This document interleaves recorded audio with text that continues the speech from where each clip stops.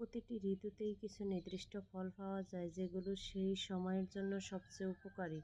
মৌসুমী ফল খেলে শরীরে প্রয়োজনীয় পুষ্টি পায় এবং এগুলো সাধারণত কম রাসায়নিক যুক্ত হয়, কারণ এগুলো স্বাভাবিকভাবেই বেড়ে ওঠে।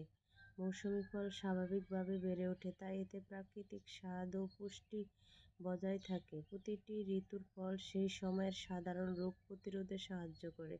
মৌসুমী ফল সহজলভ্য থাকে, তাই দাম কম হয় এবং পরিবেশের উপর চাপ কম পড়ে। সকালে বা বিকেলে নাস্তার সময় ফল খান। সালাদ, জুস বা স্মুদি হিসেবে খেতে পারেন। তাজা ও রাসায়নিক মুক্ত ফল বেছে নিন। মৌসুমী ফল স্বাস্থ্যের জন্য অত্যন্ত উপকারী, তাই প্রতিদিনের খাদ্য তালিকায় এগুলো রাখা উচিত। বিভিন্ন রকমের ফল খাওয়া স্বাস্থ্যের জন্য দারুণ উপকারী। প্রতিদিন নানা ধরনের ফল খেলে শরীরের ভিটামিন, খনিজ ও অ্যান্টিঅক্সিডেন্টের যোগান বাড়ে, যা রোগ প্রতিরোধ ক্ষমতা বাড়াতে সাহায্য করে। যখন মৌসুমী ফল শেষ হয়ে যায় তখন পরবর্তী ঋতুর ফল খাওয়ার অপেক্ষা করা সবচেয়ে ভালো, কারণ প্রকৃতি আমাদের প্রতিটি ঋতুর জন্য উপযুক্ত ফল সরবরাহ করে। তাই সঠিক সময়ে সঠিক ফল খাওয়া সবচেয়ে স্বাস্থ্যকর।